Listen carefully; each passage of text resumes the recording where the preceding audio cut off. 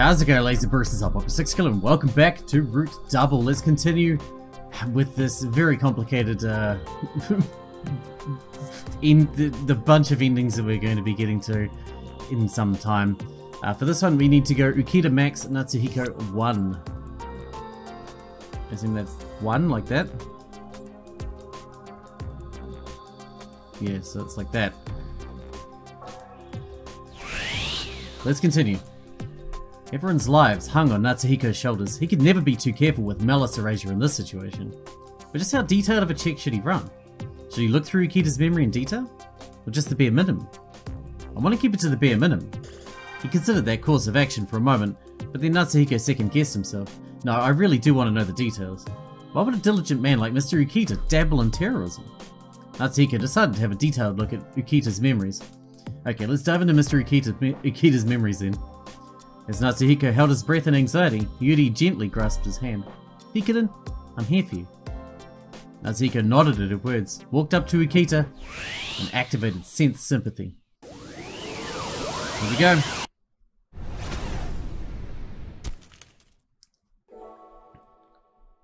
It was 4.5 years ago. After graduating from college and completing over 10 years of hard work in the field of physics, his dreams of being admitted into the 6th Laboratory of Atomic and Biological Organization was fulfilled. Before his admission, he was informed that Labo was no nuclear research facility, but instead a BC research facility. Labo was lying to the world, but that mattered little to Ukita. All that mattered to him was his own research. It was said that by joining Labo, a vastly accomplished laboratory, one's career was more or less set in stone. Ukita looked at his own future with pride and high hopes, and when he first visited Labo, he met her. How do you do? I'm Keiji Ukita. I've just been assigned here. It's a pleasure to meet you. I'm Miyoko Tenkawa, the supervisor of this section. I'm looking forward to making your acquaintance. The woman greeted him. Greeting him was none other than Dr. Miyoko Tenkawa, the world authority on elementary particle physics. She'd been active in the world of physics before she'd even hit 20, and despite her young age, had soared her way up to become one of the highest ranked researchers at the facility. Finally, I can finally work actively in the most cutting-edge elementary particle physics research under her leadership. Ukita was burning with passion that day. But after half a year of work at Labo, Ukita found himself faced with a number of problems.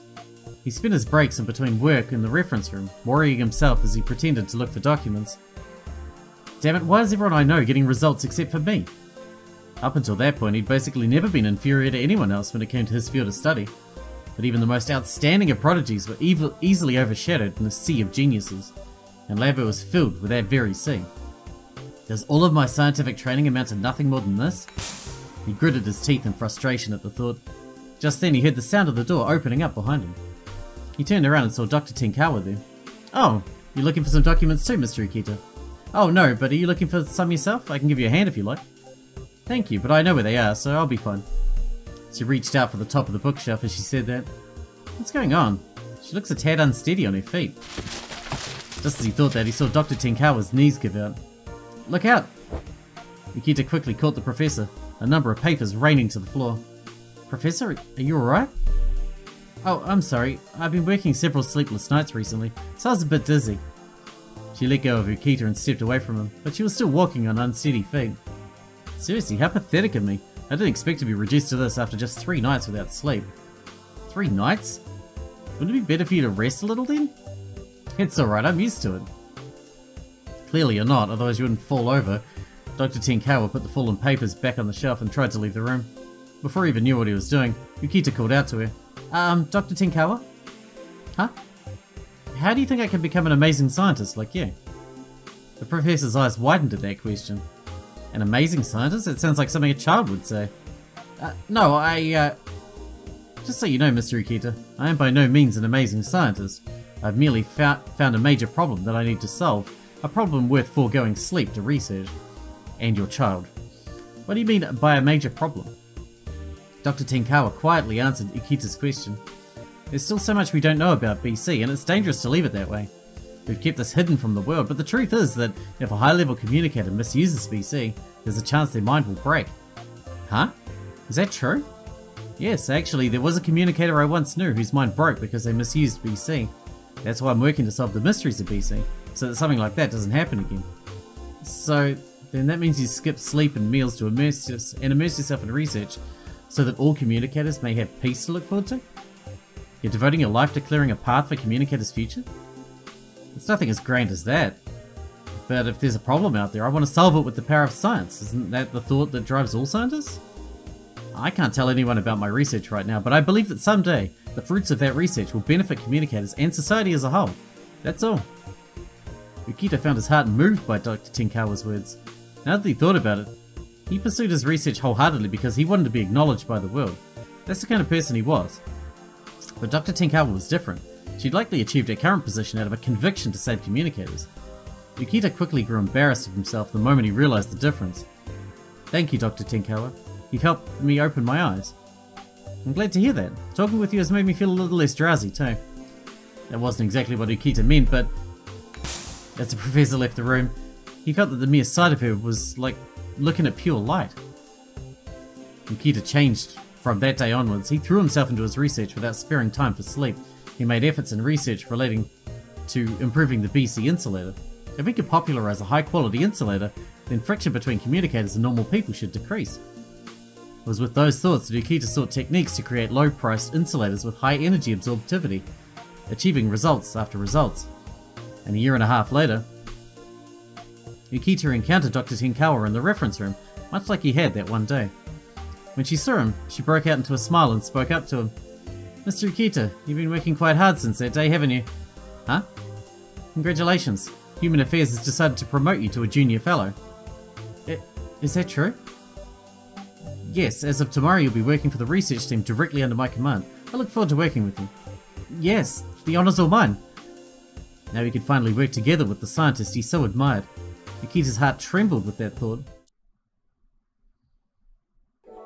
It happened 2 years ago. Ukita had gotten special permission to enter Area N with Dr. Tenkawa that day. So this is the WX particle amplifier. Ukita was overwhelmed by the 6 towers standing in the giant hall.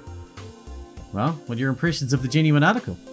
I've heard about it before, but it's incredible what Labo was able to create by mustering all of its efforts.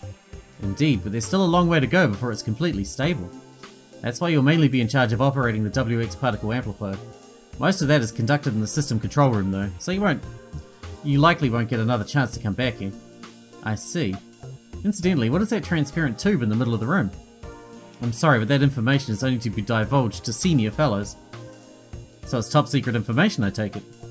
Yes, but leave your inquiries at that.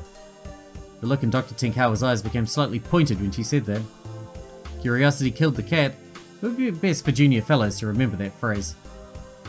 I don't want to intimidate you, but it would be safer for you not to take a government-managed facility lightly. I take it you'd rather avoid any unnecessary trouble, yeah? Understood, I'll keep that in mind. Well, that matter aside, there's actually one more job I'd like to entrust to you, Mr. Ukita. Is there some data you'd like me to examine? No, it's not related to your duties as a researcher. I'd like you to be my son's observer. What do you mean by observer? You see, my son, Natsuhiko, actually has an IGF2R gene abnormality of type S. Type S? That's... Yes, an extremely rare occurrence. They say it occurs only 1 out of every 30 million births, but Natsuhiko hasn't manifested his abilities once. However, Labo still cannot ignore his case. Thus, they've made him an observation target. His former observer lived in the house across from ours, but he retired the other day, and you live next door to us, so... Please wait a moment, I live right next door to you? Oh, were you not aware of that? Not at all, we haven't seen each other once in our own neighbourhood, so...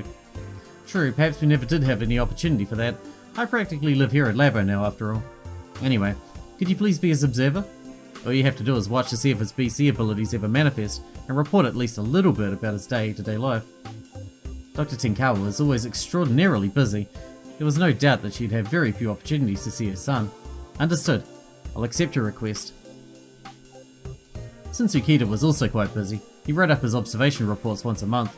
Natsuhiko had been given the rather pretentious designation of Special Observation Target NA2. Special Observation Target NA2, 66th Periodic Report. Current Observer, Keiji Ukita. Date, May 3rd, 2028. Location, in front of NA2's residence. I exchanged greetings with NA2 for the first time this morning upon leaving work. He appears to be a rather polite boy. No signs of BC ability manifestation. July 6th, 2028. In front of NA2's residence. NA2 and his friend M put a bamboo tree in front of the entryway. NA2's wish was for the three of us to always be friends. It appears that he has one more friend in that house, but I have not been able to make any visual confirmation of them. Furthermore, when NA2 inquired to me about how Dr. Tenkawa was doing, I told him she's working hard. He did not show a particularly positive reaction to that, but it looked to me more like disguised love. No signs of BC ability manifestation. A thought suddenly crossed Ukita's mind as he wrote his report on Natsuhiko's day-to-day life. Come to think of it, Mashido was always with Natsuhiko. Could that mean that Mashido has feelings for Natsuhiko? A smile crossed Ukita's face as that guess filled his mind. However, his emotions soon changed when reality hit him. He'd already heard from Dr. Tenkawa that Mashido Toba had a IGF2R gene abnormality of type B. Those with an IGF2R genetic mutations were doomed with short lifespans. According to statistics, the life expectancy of communicators who were type B and higher was roughly 33 years. Ukita himself had just turned 33. The thought that Natsuhiko and Mashido might not even make it to his age was heart-wrenching. I want to protect their futures. He probably would have never thought that way had he never met Dr. Tenkawa, and it was extremely likely that the fact that she had a Type S son only strengthened her desire to save communicators. But what does Dr. Tenkawa plan on doing if her son, a special observation target, manifests his BC abilities? No, now that I think about it, I've never been told why special observation targets exist to begin with. Natsuhiko has been designated as NA2, which means there was likely an NA that came before him. Ukita accessed the network using his observer authority and typed target NA in the search engine on that hunch. But he found nothing relevant. All records had probably been deleted for some reason.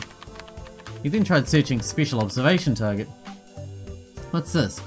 How to deal with special observation targets. Ukita opened the file under that name. Proposal for how to deal with special observation targets. August 1st, 2020. Proposals for how to deal with special observation targets are as follows. The observers and the administrators of Area 0 wish to deliberate this matter carefully. First of all, they wish to determine new consideration criteria regarding confinement procedures for special observation targets. Up until now, the single criterion has been that special observation targets will be considered for confinement after reaching ability level 4. However, we believe the single criterion to be lacking in foresight. There have been many cases where the IGF2R gene abnormality level S communicators have displayed abilities that defy the norm. Thus, Labo believes that we should adopt unique criteria and supplement them to the existing criterion. Special observation targets will be considered for confinement in the event that they display unusual BC abilities regardless of their ability level. This includes cases where they display extraordinarily long-range telepathy, and cases where their ability level rises considerably in a short period of time. Should a special observation target ever meet any of the above criteria, they will be immediately considered for confinement. Depending on the situation, swift and pertinent preparations shall be made, and their special observation target shall be transferred from Labo to Labo at the best opportunity zone. Afterward, they'll be imprisoned in Area 0 as a test subject. Furthermore, the test subjects born in Labo shall be confined there permanently unless a special case occurs. Changes in circumstances, revisions to law, etc. Also, should a currently confined test subject be released for any suitable reason, they shall be reclassified as a special observation target. We would like to establish a different criterion for dealing with the aforementioned special observation targets. Area 0 Administrator Shuya Edaguchi. They'll be imprisoned in Area 0 as a test subject? What does that mean? What in the world is Area 0? As soon as he thought that, he suddenly remembered what he'd seen in Area N. I'm sorry, but that information is only to be divulged to senior fellows. What if it was actually an elevator leading underground? It wouldn't be all that odd for there to be a place under Area N that normal researchers didn't know about. So what does that mean? Does this document suggest that special observation targets whose abilities manifest are imprisoned under Area N? Special observation target NA2 Natsuhiko still hadn't manifested his BC abilities. That was probably why he'd been able to live a normal life ever since surveillance on him began in 2021, but will Natsuhiko be confined if his abilities manifest? What's more, this proposal mentioned a currently confined test subject, meaning that they have at least one test subject confined in Area 0 at this very moment? Ukita tried typing Area 0 into the search engine with shaky fingers, but when he did, the only thing the monitor displayed was confidentiality level 5. It appeared Ukita could not access the information with his ID and password, but on the other hand, if there were people out there with level 5 clearance and up, and that meant Dr. Tenkawa and the other senior fellows could access it. So that means only a select few researchers know about the existence of any test subjects. But what are the senior fellows hiding from us junior fellows? Test subjects for what? In the first place, test subject was a word that was used to talk about mice and such used for experiments. But if that word was being used to talk about a human, then that meant it can't be. Is Labo performing human experimentation? No, I won't believe it. There's no way that Dr. Tenkawa would ever partake in such barbarity. But the seed of doubt in Ukita kept growing day by day, and before he knew it, one day he started searching for information on any test subjects. He found the information he was looking for in a document located in a room where all the undigitized paper media was stored. Ukita was shocked at what was written there. Labo fire incident, July 10th, 2021. All relevant parties are most likely already aware of the fire that occurred in this facility 3 days ago, July 7th, 2021. Although the worst possible outcome was averted at the last moment, there were inadequacies found in multiple security systems. This document contains a compilation of the problems hinted at by this incident. The cause of the fire lies in the deranged actions of Senior Fellow S. S had been appointed as administrator of Area 0 on April 12th. As a result, he had quite a great number of opportunities to come into contact with the research results in Area 0, and about 3 months ago, S committed his crime. He took the power-generated gasoline stored in Area 0 and scattered it at 6 points throughout Labo. He used timed lighters to set them all on fire and intentionally caused the WX particle amplifier to go haywire at the same time. He also unlocked the gates to Area N and Area 0. He is believed to have committed the arson in order to escape with certain research results during the fire. Though this is nothing more than a guess, seeing as how S is now dead, the possibility of this is quite high. Furthermore, these research results shall be designated as N amongst all senior fellows to conceal their relevant details. If he hadn't any context about the document, Ukita probably wouldn't have paid all that much attention to it. But when he put it together with the information he'd gathered so far, a doubt rose in his mind. It says here that Senior Fellow S was in charge of Area 0. What if he did all that to try and get the test subject out of Labo? Could the research results designated as N be a secret codename for the test subject? It was nothing more than a guess, but Ukita felt like he was on the right track. A senior fellow had gone deranged and set fire to Labo. Ukita couldn't come up with many reasons why he'd do that. S probably took advantage of the fire to try and get the test subject out of the facility. But Labo found out about what he did. So he failed and was killed. He remembered what Dr. Tenkawa had once told him. Curiosity killed the cat. It would be best for junior fellows to remember that phrase. The words once spoken by the woman he respected so much now sounded horribly cruel. I knew it. Labo really is secretly conducting human experimentation. Ukita's body started trembling the moment that suspicion turned into conviction. He alone was being tormented by the fear of having looked into the abyss.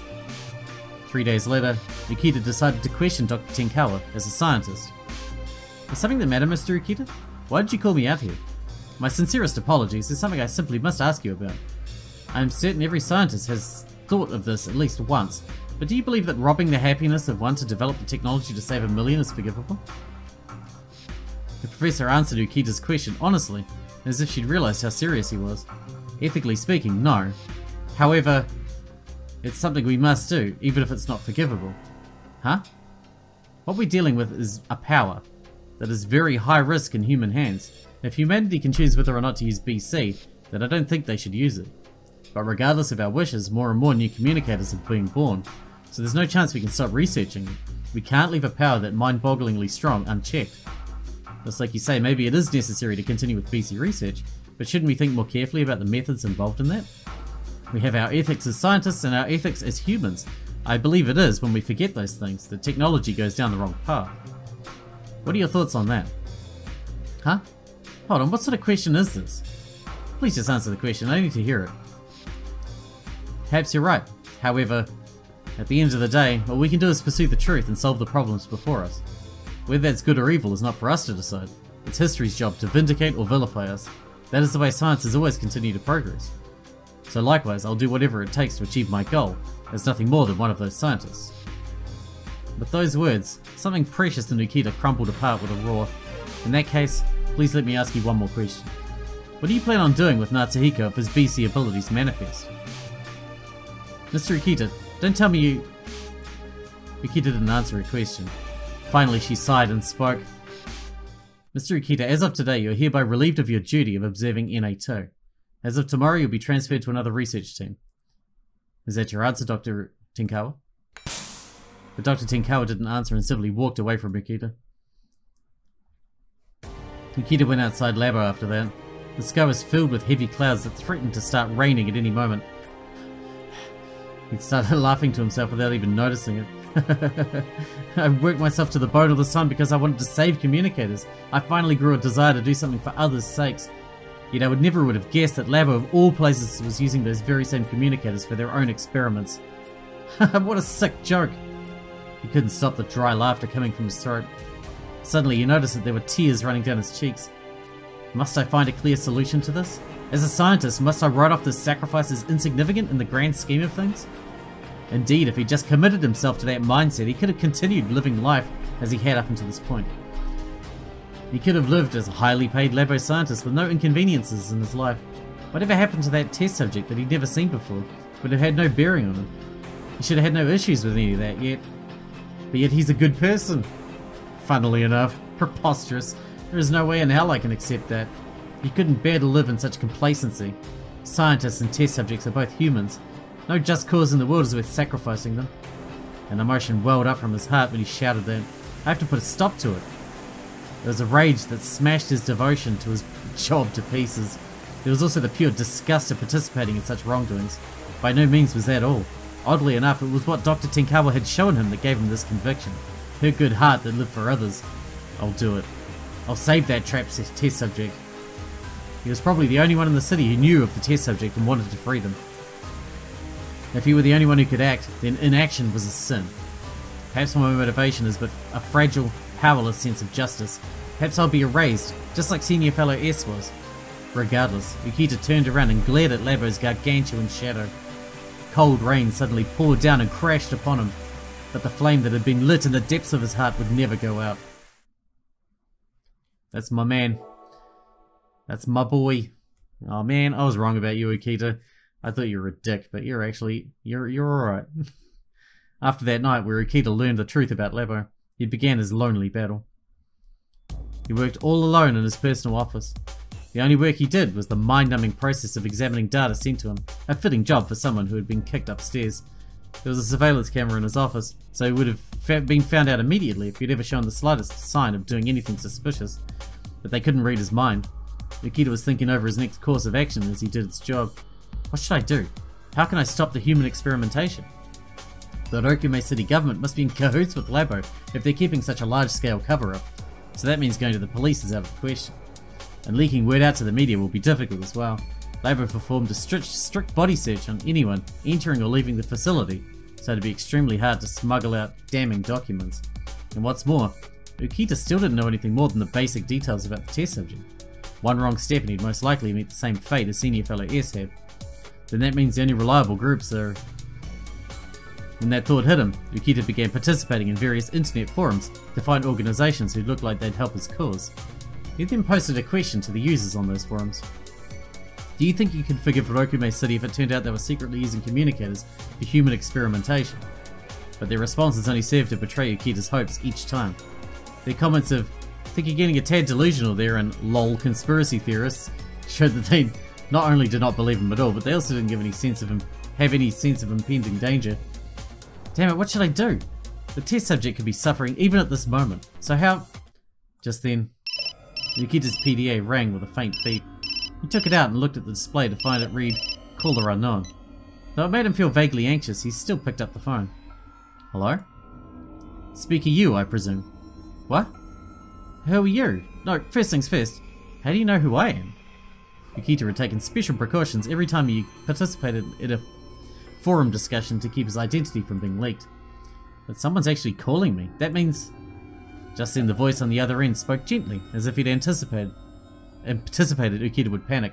Wait, hold on. I'd like to hear your story before you hear mine. My story? I'm quite interested in the things you've been writing. I'd like to have a more in-depth discussion about them. However, our talk will get a tad complicated. Can we perhaps move this discussion somewhere else? Do you mean you want to meet me face to face? Something like that. So could you come to the location I'm about to give you, alone? You're free to refuse, of course. For some odd reason, Ukita couldn't defy that voice. The address he was given was the old Rokume City Hospital that had burned down in the Great Rokume City arson 14 years ago. Now, if this is a trap by Labo, then I might get erased. He kept up his guard when he walked into the ruins, but there was no signs of anyone else there. Hey, is someone there? Ukita's shouts echoed ineffectually through the ruins. Ukita became convinced that it might have been a trap and he was about to run for it, when he spotted a shining object in the corner of the floor. What's this? He walked over to the object and picked it up.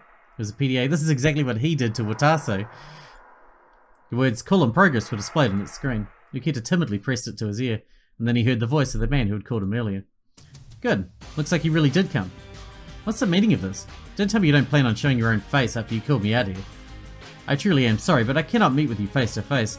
It would be impossible for me to enter Rokume City due to my social status. So I prepared this PDA and had a friend of mine deliver it to that location. What? Why would you choose such a roundabout method to contact me? Wouldn't it have been better to just keep talking on the phone if you never intended to meet me face to face anyway? Oh my, then don't you know? All the phones in Rokume City are tapped. What?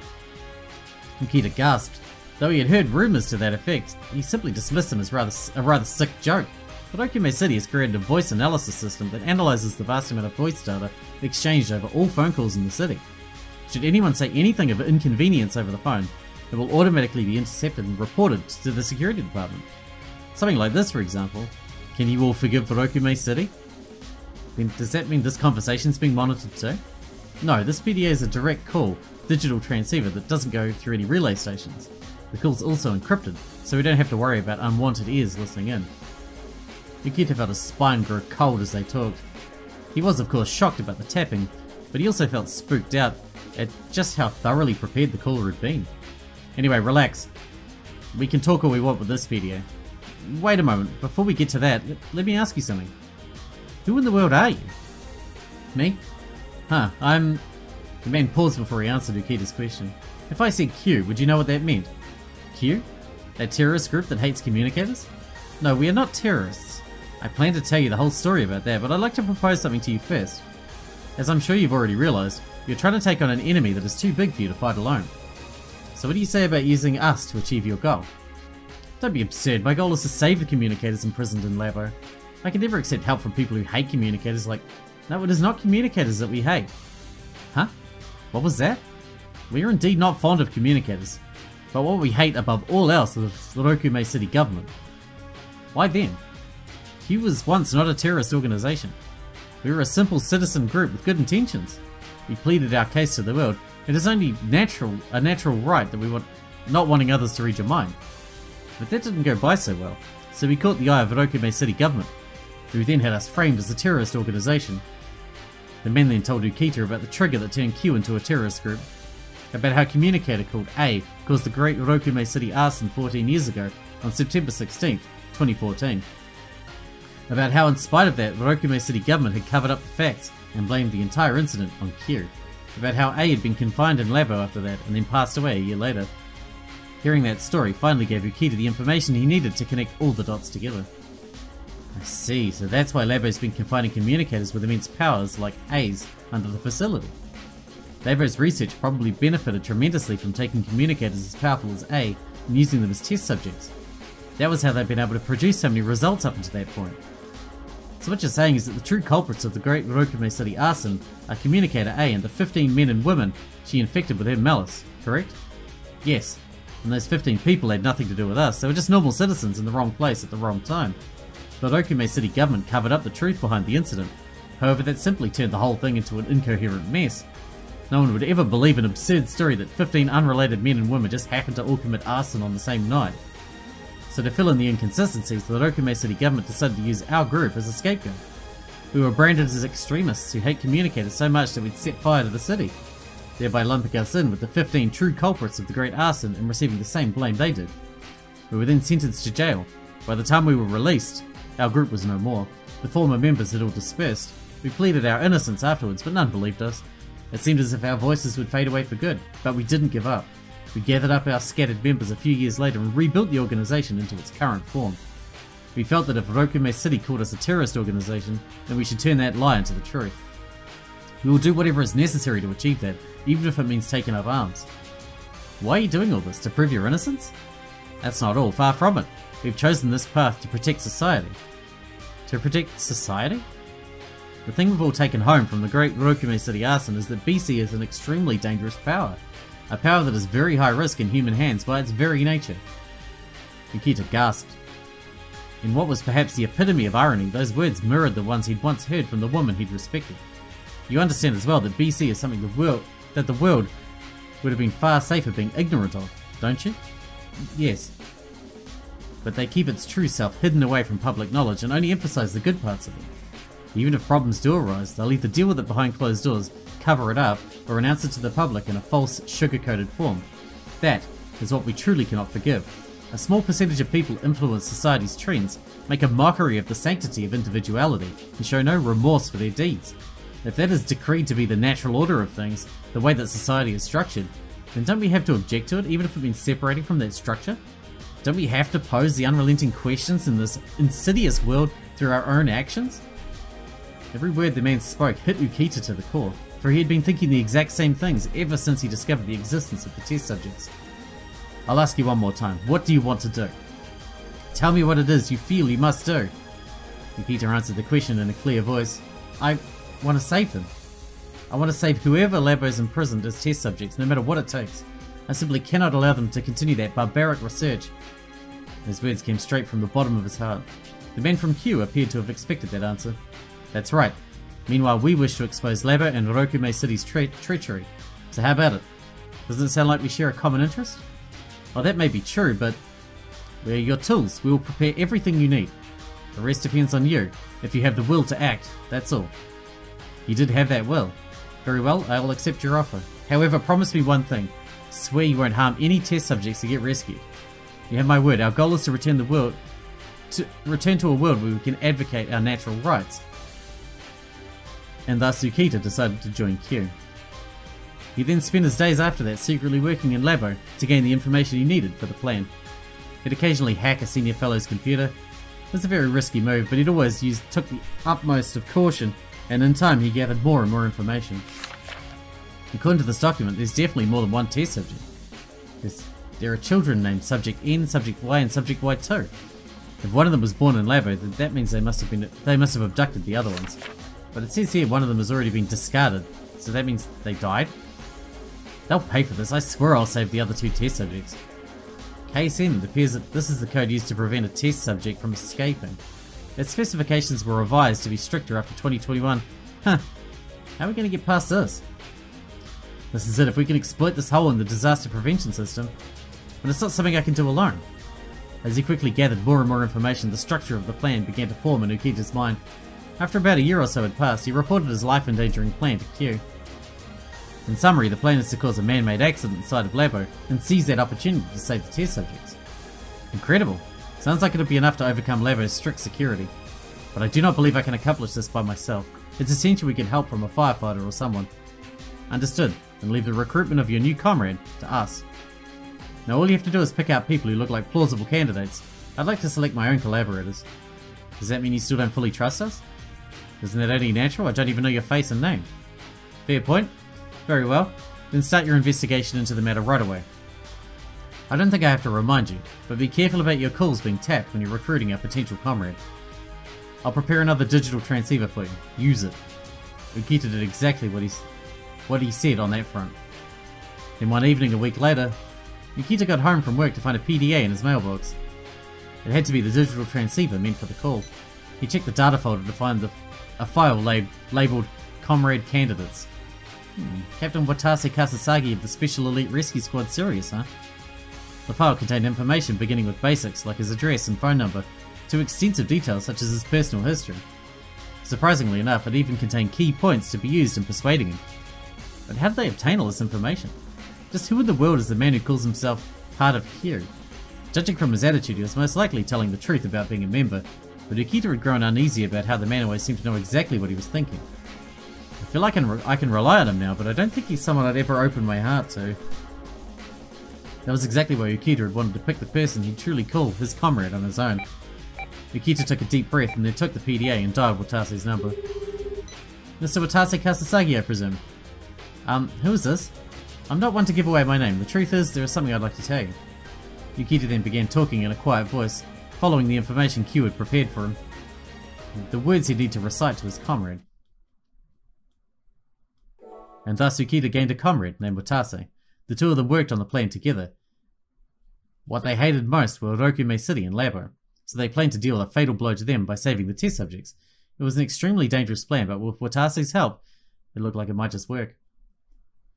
The structure of the plan was as follows. First, Ukita would detonate incendiary explosives inside Labo, then take that chance to save the test subject with Watase and his comrades.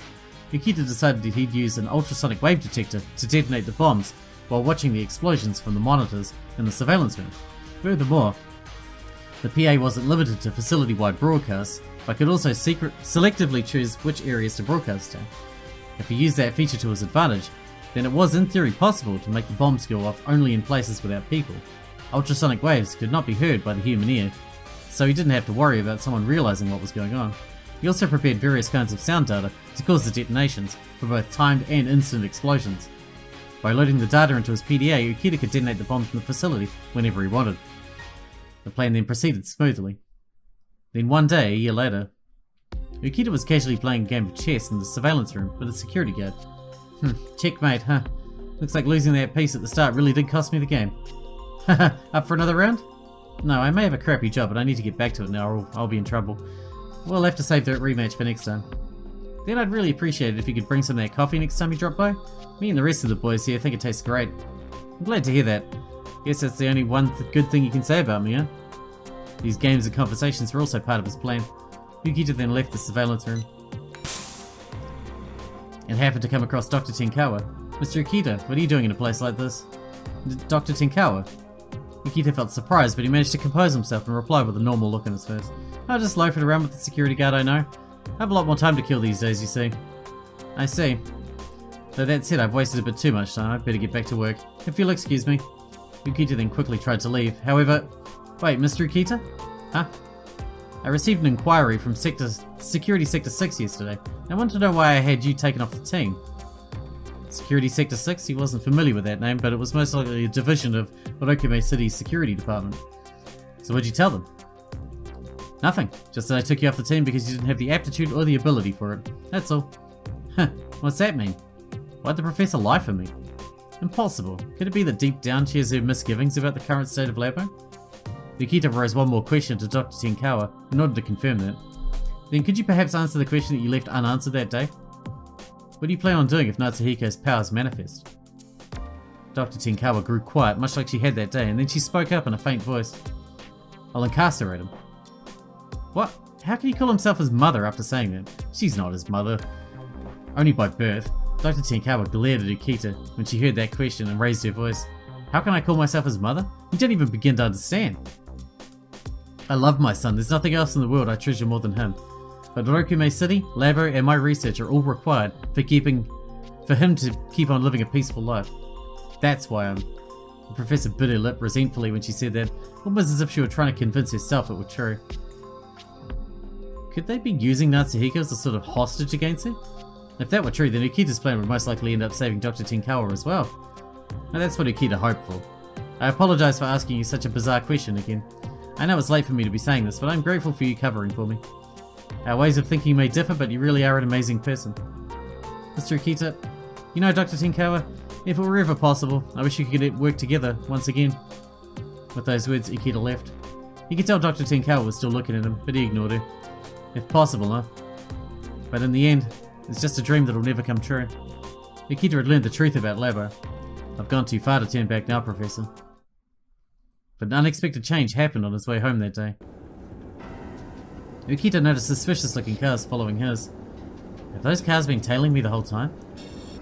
They kept on sticking to his tail even after he'd slowed down. Could they be from Security Sector 6 thing that Professor spoke of? Ukita's phone suddenly rang at that thought. Ukita felt his heart leap out of his chest at the abrupt sound of a ringtone. He frantically shifted his car into ADS mode and picked up his PDA. Hello?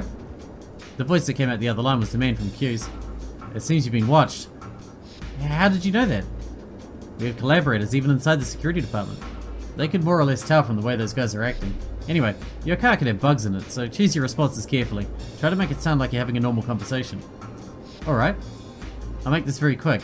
It is very bad that you have that they have you under surveillance, considering you're a core of the plan. But it seems the boys at the security department are still having trouble deciding which end of the grey zone you're on. So we'd like you to be a victim of our terrorism in order to throw their eyes off you. Huh? We will commence diversionary tactics in various places all over Orokume City starting tomorrow to improve the plan's chances for success. By getting you caught up in one of them, we can trick those people into thinking you're just a virtuous citizen. There'll be some danger involved, but do you understand? That's understood. Well, I'll manage somehow. It didn't change the fact that he was in a dangerous situation either way. Then I'll send the details to your PDA. There's a chance there are bugs and surveillance cameras in your home as well, so check it outside. The man hung up with those words. Ukita checked the rearview mirror to find his pursuers apparently still on his trail. For this hardship to show up now of all times, Ukita gripped the handle tightly and glared into the rearview mirror. Alright, we're going to wrap this one up because otherwise we're going to go on way too long, and I've made way too many long episodes in this series, although it is a very long game. We got a long way to go too. Like, holy shit, a long way. Anyway, hope you guys enjoyed it. Thanks for watching, thanks for hanging out with me, and I'll see you in the next one.